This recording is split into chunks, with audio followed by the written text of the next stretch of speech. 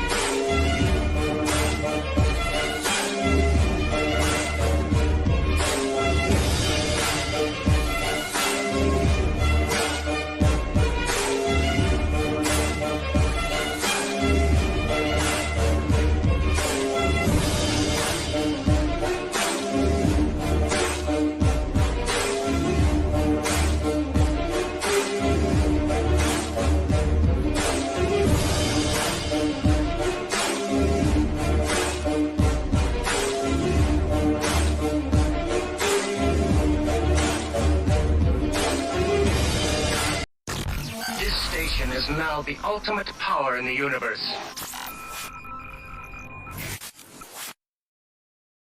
All right, I am here, everyone. I am excited. I'm very excited. I think that this Inside Star Citizen is going to be great. Thanks for joining me here. The fam is here. They are going to watch, as we always do. The Inside Star Citizen review is about us chilling out, having a good time watching Inside Star Citizen. And we have said the last three have been a little lackluster.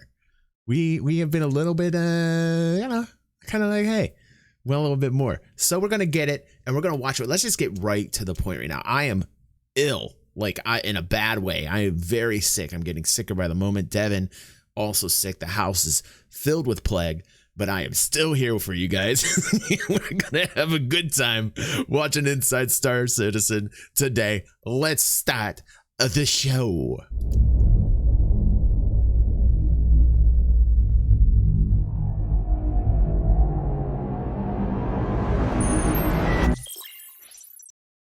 All right, guys, let's do it. Some character information, hopefully. I don't know what's going to happen. I haven't seen it yet. I'm very curious to see. Let's watch together, guys. There are many ways to make your way through the Star Citizen universe, but at the center of nearly all of them is what's referred to as the... Jared sounds a little sick and under the weather like me, but he's trying to be a little bit more energetic. It points to him. We've got the heart in the background. We'll get like Valentine's Day. Thanks to you guys. I realized today was tomorrow's Valentine's Day. You guys completely saved me for that. Thank you. Vehicle experience. More than just the cool looks of a sleek exterior, the amount of cargo you can carry, or the ordnance you can bring down upon your adversaries. The vehicle experience is perhaps best defined as the way in which you interact with the cockpit around you, from what you can see and when to what you can do and how. That's why an initiative begun last year became formalized at the start of 2020 with the creation of our new vehicle experience team, a small strike unit dedicated exclusively to the adventure of piloting your spaceships. Oh, we got a team dedicated to the connection between the pilot and the ship. That ultimate flight experience we're looking for. We got a team dedicated towards this. I want to know who's in this team. That is one of the most important things to me, that there is this connection to the ship. And I'll tell you, bar none, some of the best experiences I've had are in Elite Dangerous. That connection to your ship and the feeling of the ship. It's not exactly 100%, pure physics. It is fun to fly in Elite Dangerous. Let's hopefully there's something very similar going on that they can replicate or even make better and improve upon that flight experience. We need it.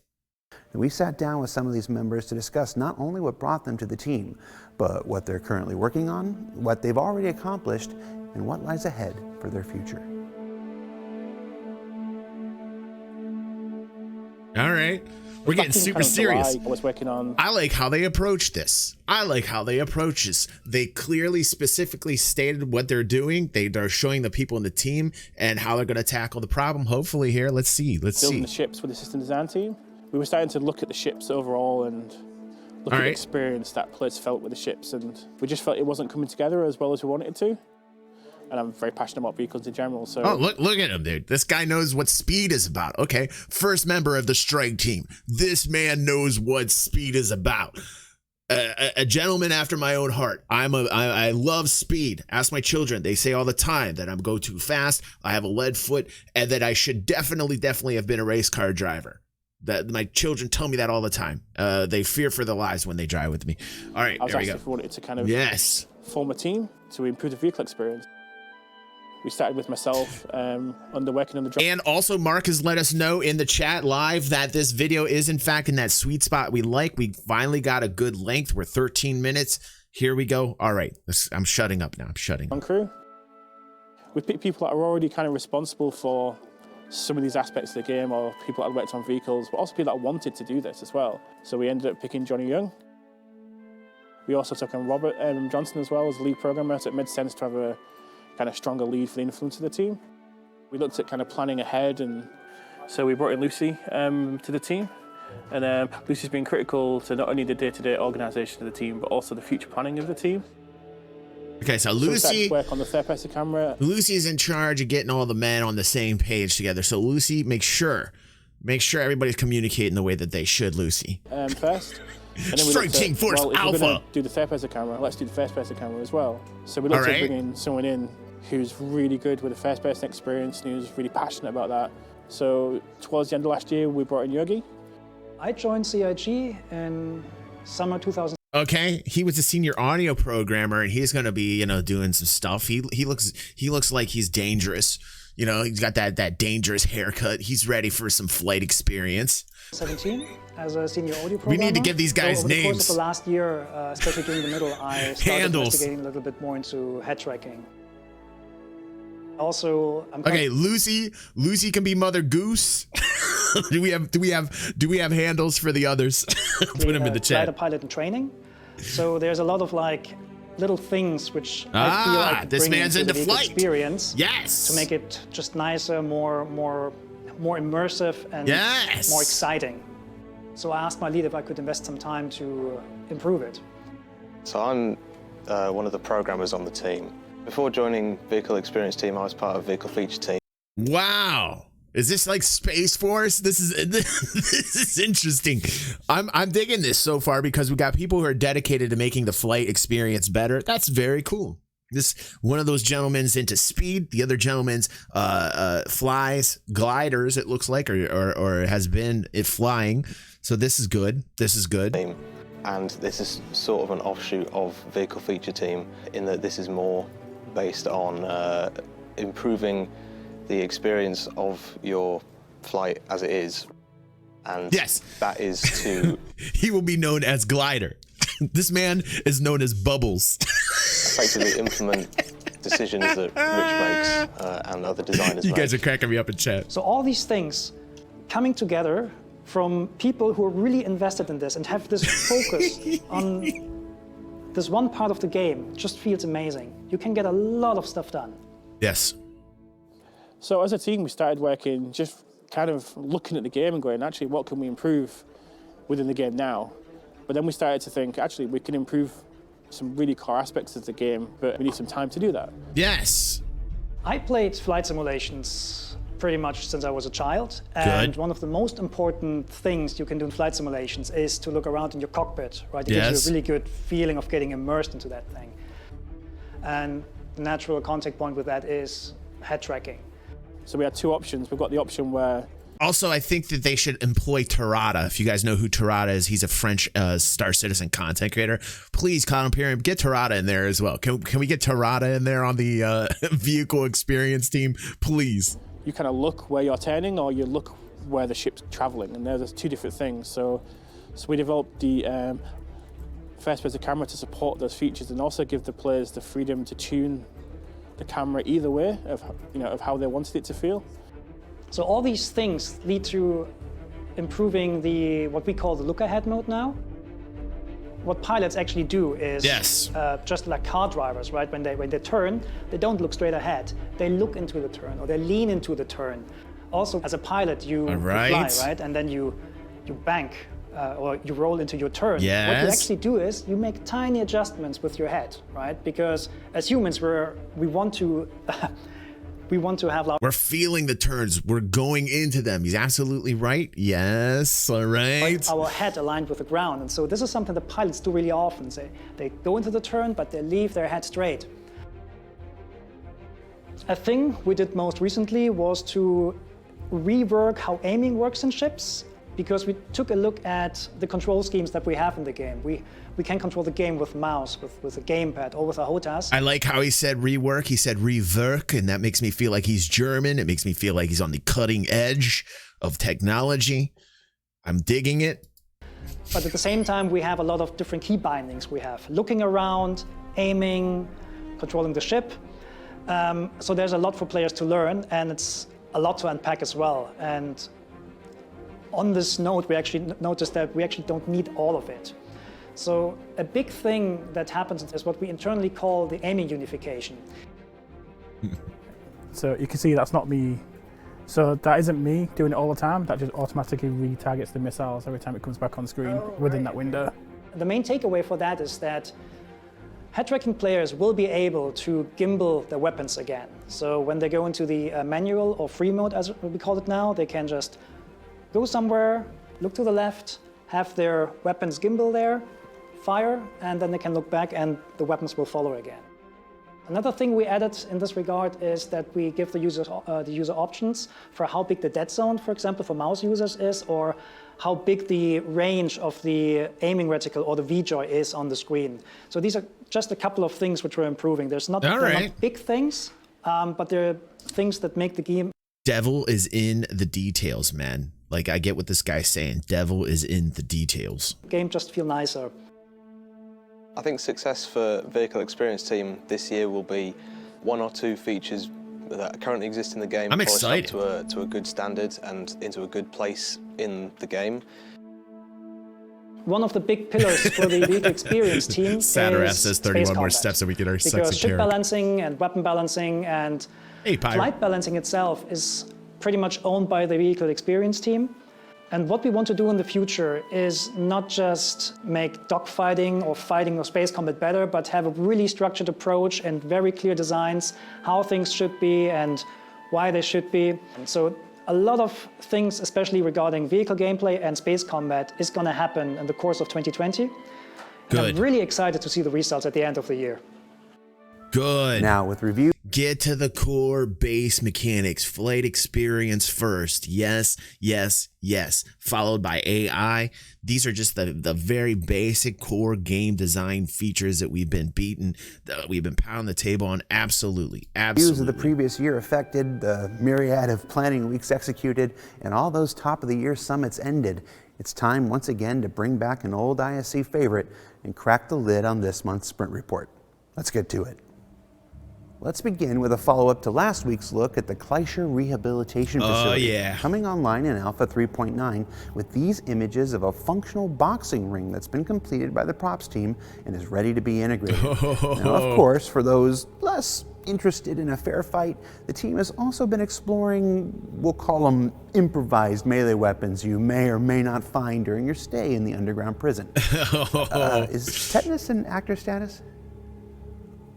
Continuing with the prison theme are these images of the prison jumpsuit and mining backpack being developed by the character art team.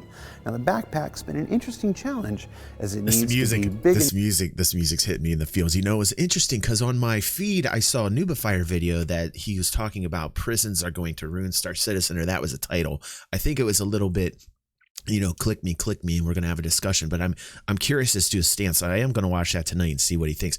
I personally love the idea of prisons and the idea of like your actions have consequences, and that, you know, it's an addition to the law system. I really like the prison systems. I don't know if that in fact is the basis of the video, or if he does not like prisons, but I will watch that and maybe I'll make a video about, you know, in response to that as well, because I dig his content as well. Enough to reduce the amount of times you have to go back and forth while working your sentence off, but not so big you can't fit into some of the more claustrophobic areas of the work mines below.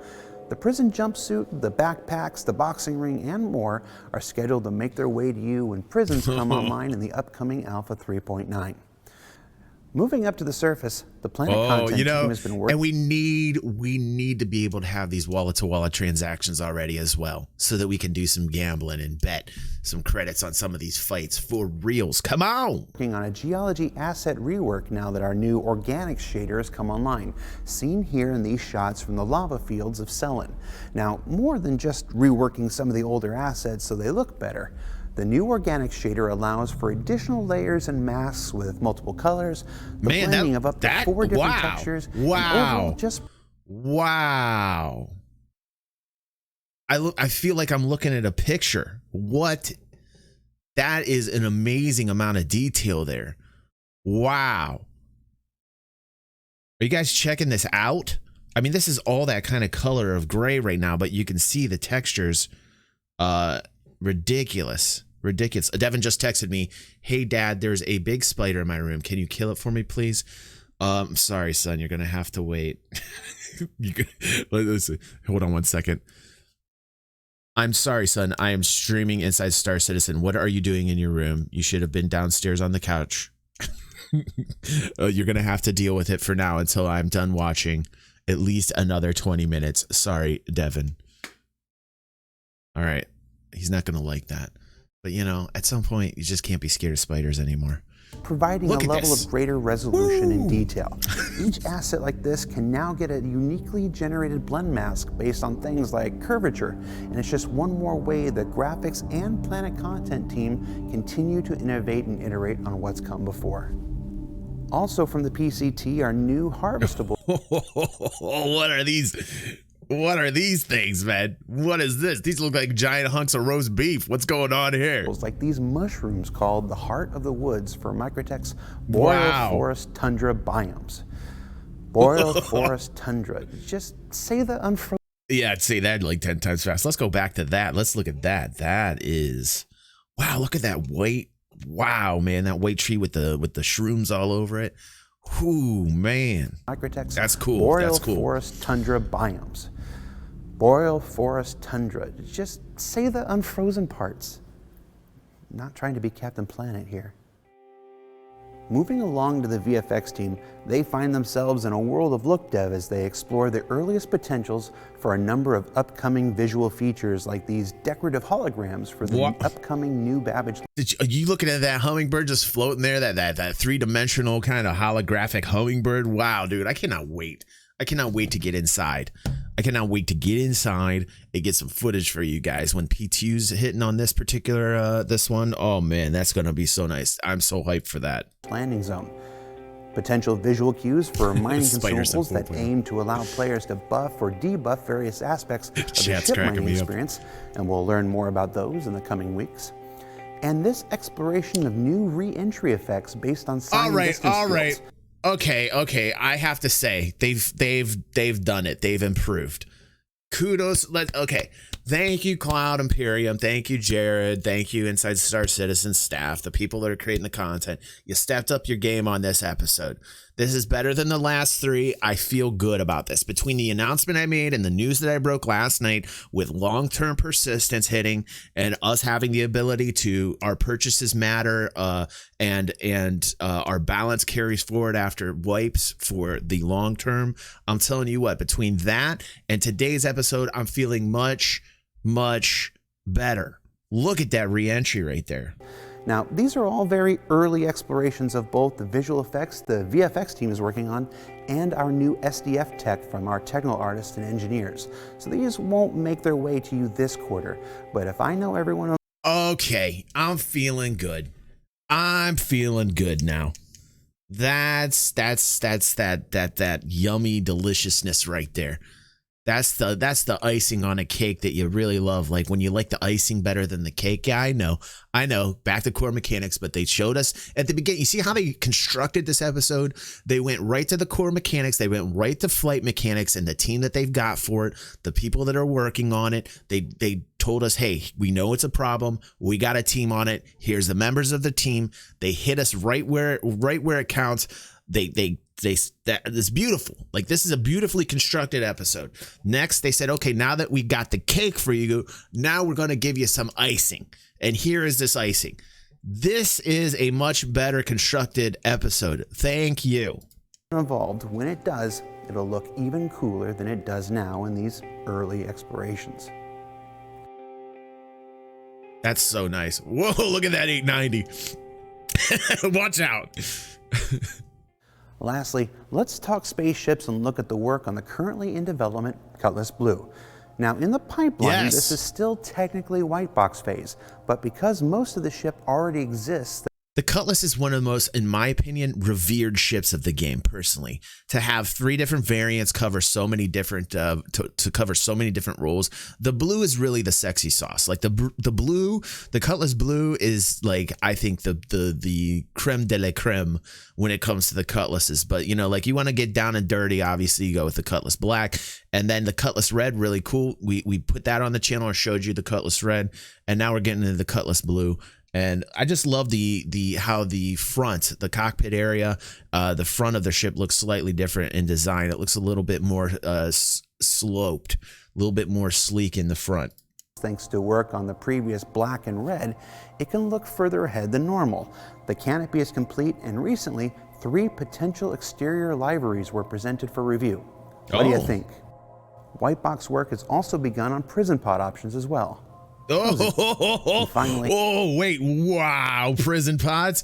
Oh, bounty hunters rejoice. You're gonna catch pirates like me in your prison pods. Oh, bounty hunters rejoice. I better be worried. Yar, what be with these prison pods? Wow, dudes. Wow. Prison pod options as well. Cozy. And finally, let's look at some images from the final art stages of the Anvil Carrack. Now these images Here we go. This is a lot of white people tuned into this episode. Let's see what they give us. Both work on several of the rooms you didn't see at CitizenCon, as well as aspects you may have seen before that simply needed additional polish. Yes, Trans Am, I think they might be released. Now, if you remember, Trans Am asked about the Hawk, and he said, "Do you think that they're going to redesign it for these new prison pods?" Possibly. I'm not quite sure. Man. But that's a great question. That's a great question, dude. Let's see here. Let's okay. Back to ship-shaped pipelines. Final art isn't the final stage when all is said and done. But other teams have already begun the process of creating the LODs, the lighting, the damage states, and more ahead of its scheduled release this month. But for now, I'm just going to be quiet and let you look at some more of the pretty pictures. Ooh, the Carrack's much roomier than I initially envisioned it. It is much roomier. Okay, I know I said finally with the Carrack, but can we do one more? Junk crew, if I can't do one more, say something now or forever hold your peace. John Crew. Sounds like permission to me. So let's go ahead and take a look at the very early white box layouts for the Crusader Industries Hercules Starlifter, currently in development. Oh! Now, as said before, the white box phase is all about design validation. Okay, I'm not getting too excited because it's white box, so I gotta. But that's nice to see that there's some work being put and that they're showing us the Hercules. This is a transport type ship. We talked about this in length years ago, and it's nice to see. This is what I want to start seeing. Focus on concept ships that people have bought that they are waiting for, and to get them in the hands of people. Now, honestly, we've talking about the larger ships. Some of the people said, well, DG, what about Orion? What about these larger ships? Endeavor, obviously the game mechanics aren't in there. I get it. You guys win that argument. I totally understand that. But I'm talking about all the concept ships that could be flyable. This is one of them. Get them done. And then let's focus from this point forward on making ships that are complete, put the commercial out, and then you buy them, and then you can fly them, period, end of story, and let's stop the concept stuff. But yeah, this is nice to see. Where everything is set to metric and problems with the exterior and interior layouts can be discovered before art teams progress too far into gray box phase. This is where things like landing gear have to be figured out if the tech has changed a bit since concept. Cargo bays get scaled to fit intended payloads with the best information we have available at the Good question in chat. Sorry, I had to pause it. Vic saying, are we or are we not going to see our personal hangars in the PU? I'm telling you what. I would hope so. That's my answer. I mean, I would hope so, or at least that there's something dedicated to having your own personal space. We know that there's going to be like apartments that you're going to be able to rent. We know that they're going to have hab units that we can basically make our own, that will be taken out as a weekly kind of stipend that we sign up for. We know that that's how it's going to operate as far as our personal living spaces. But to have like an area where you can have your own hangar, I think is really important for a lot of us as citizens. I would hope to see that. I would actually hope to see that. That is a good question. And if not having your own personal hangar, perhaps if you joined an organization and the organization had a larger hangar for everybody in the organization, I think that would be also very nice for all of us as well. The time. And overall interiors get adjusted to metric and the ever-evolving dynamics of game development. Suffice to say, it'll still be a while before you see this massive ship like the Hercules Starlifter in game. But we couldn't resist sharing a first look at the early white box, could we? Wow. Oh, thank you. Very nice of you, Shadow, to say that. Thank you, dude. That was nice of you to say that, dude. What did we learn this week? Well, we learned that the process of making spaceships fun to fly can take more than just the teams that build them and their features. That game development is an iterative process where everyone works to make the next version of something just a little bit better than the last. And that while we may call it a sprint report, the process is more akin to a marathon. That goes for game development and weekly video production. For Inside Star Citizen, I'm Jared Huckabee. We'll see you next week. All right, that was a good episode. Solid.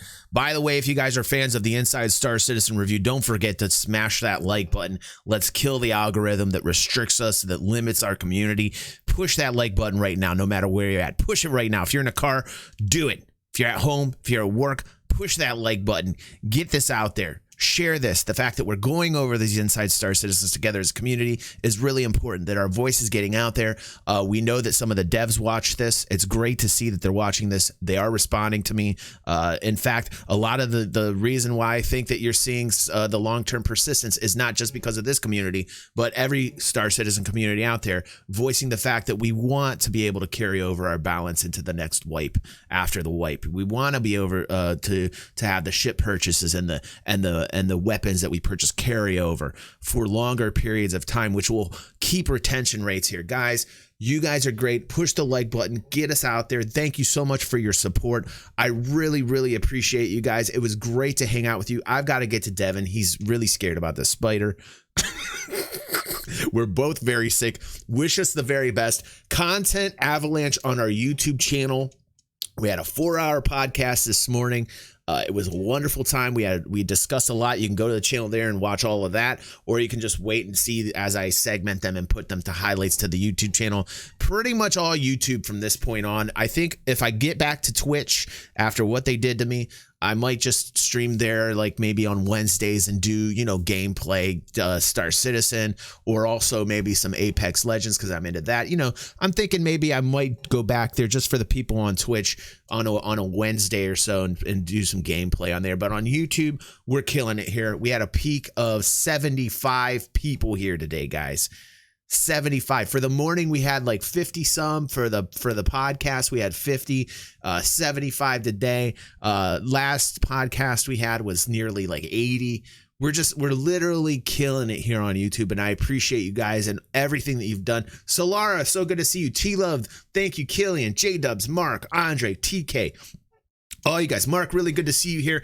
Kiende, oh, what's up, man? Eagle, Wind, all you guys. Wallace, I absolutely love you guys for showing up here live. After this releases, don't forget, this will be a video, and about an hour or two after the video releases, you'll be able to see the live chat and see what everybody's talking about. Our family over here joining us today. Thank you, guys. Now I got to drink some tea and I got to get better over the weekend. But don't worry, if you're going to miss me, lots of stuff on YouTube going to hit. Don't forget, share, like, get us out there. Thank you, fam. You're friggin' amazing. And a giveaway. We're calling a giveaway. Winners to the giveaway this weekend on our Patreon and for our YouTube VIP. Boop. Today's video has been brought to you by the generous patrons of DG360 who make continued content possible. DG360 patrons enjoy monthly giveaways like Star Citizen packages, Steam gift cards, and any game that you want giveaways. Please consider donating $1 if in any way you enjoy DG360 content. And these difficult times where independent content creation is under attack from the FTC and left to die by YouTube, it's nice to know that I'm appreciated. Thank you.